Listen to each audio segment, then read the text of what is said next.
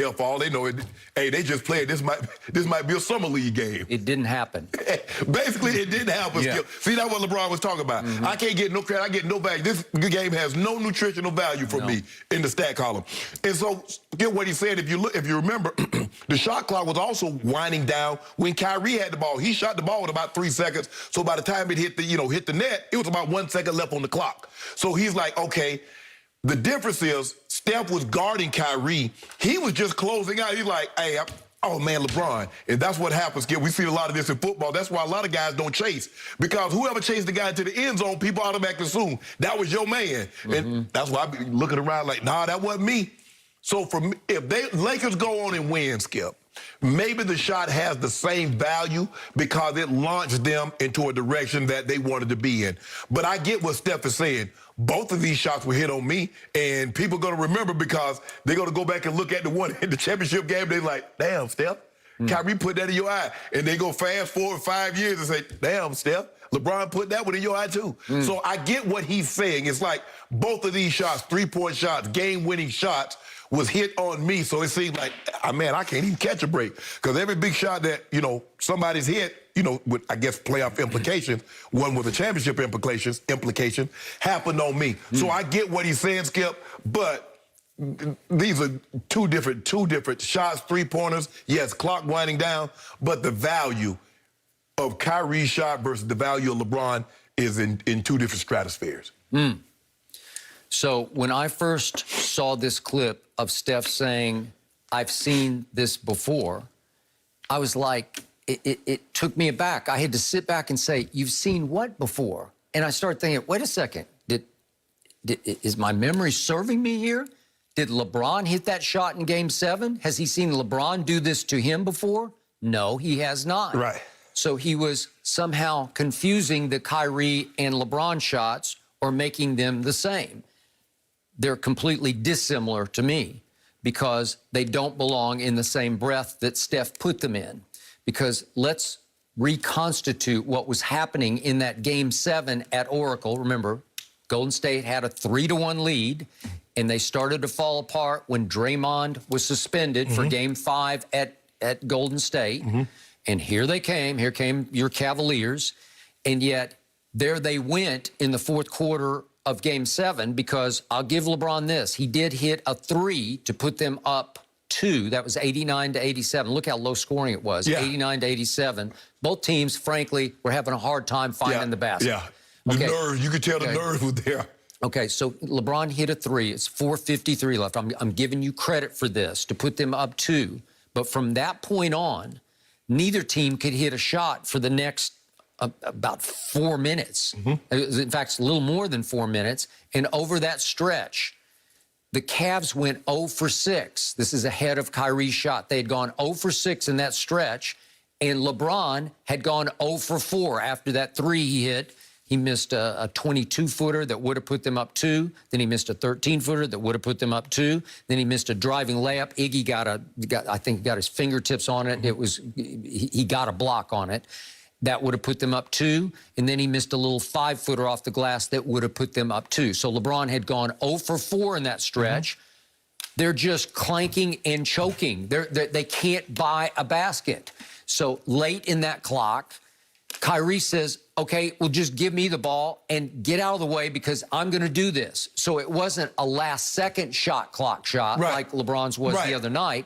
He had some time to dance on Steph, who was all over him, stayed right with him. Steph did a pretty good job of defending him and leaped and got a hand up in his face. I think Steph was probably more worried about Kyrie going by him. So, Skip, he wasn't... But he didn't buy any of that. No. I mean, he stayed with it. He stayed down, and he got a hand up, and Kyrie had to fall back just a little bit. Yeah, that's his shot. Yeah, that's his shot. Yeah. And... That could have actually been and one, actually, because Steph got in his airspace coming down. But the thing was, Skip, is that when what Steph is saying is that, look, I understand the value of the shots are totally different. One is an NBA Finals with the Larry O'Brien award on the line, and the other is for a chance to be the 7th seed. Obviously, the value is different, but the shot, Skip, it's a 3-point shot. And all people are going to remember, Skip, is that, look, in both of them, who's in the photo?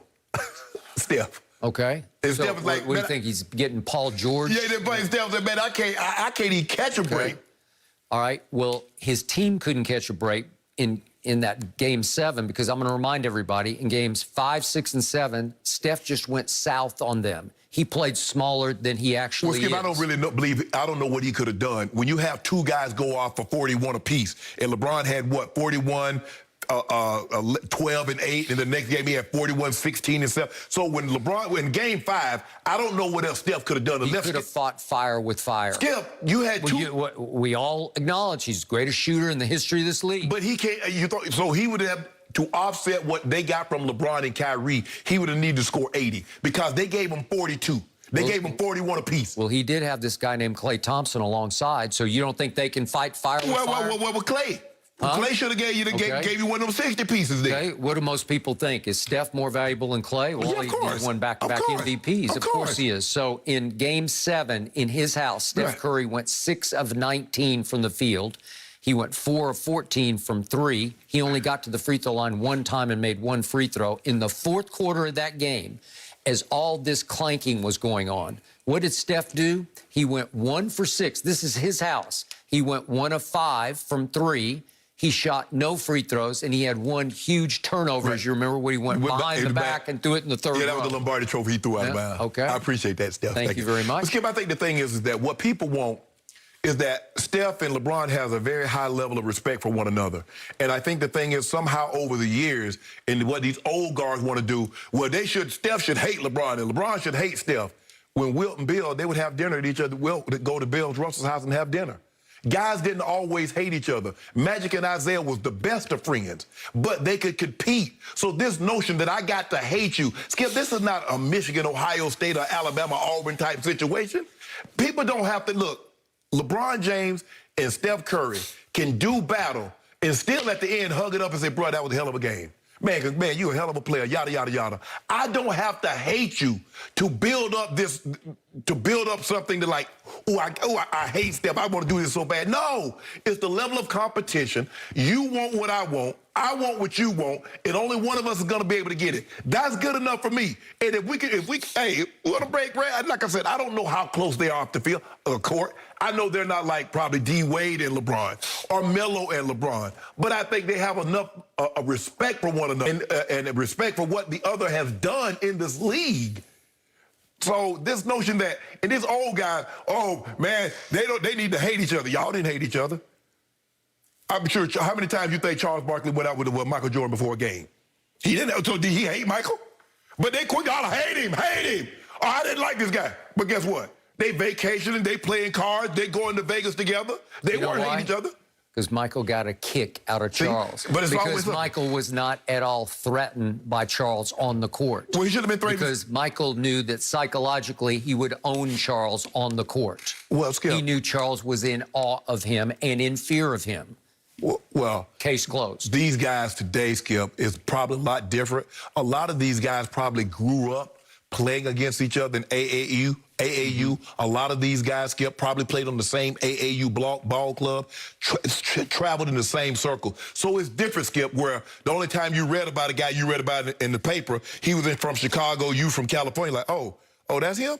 And then you went to college. Skip, these guys, if you play AAU ball, you in the NBA, I guarantee you, these guys have seen each other. Bradley Beal and Jason Tatum went to the same high school. Now, they're a few years apart, so you know they know each other, Skip. So what? They supposed to hate each other? Nah, you can play a hard-fought game and still be cool.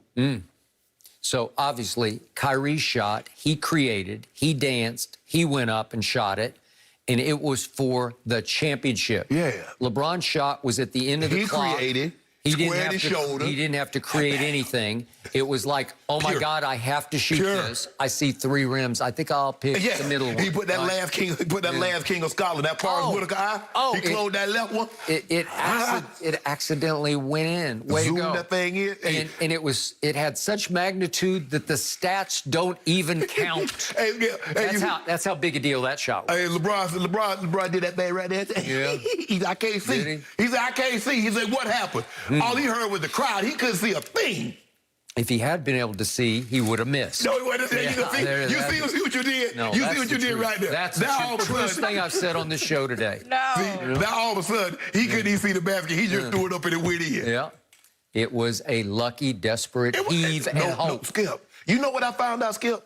The harder I work, the luckier I got. Yeah. Yeah, that's what I figured out. So LeBron James said, the more work I put into this thing, the luckier I get. That's why he hit those shots. There's a reason why he got 5 buzzer beaters in playoff history. Well, he must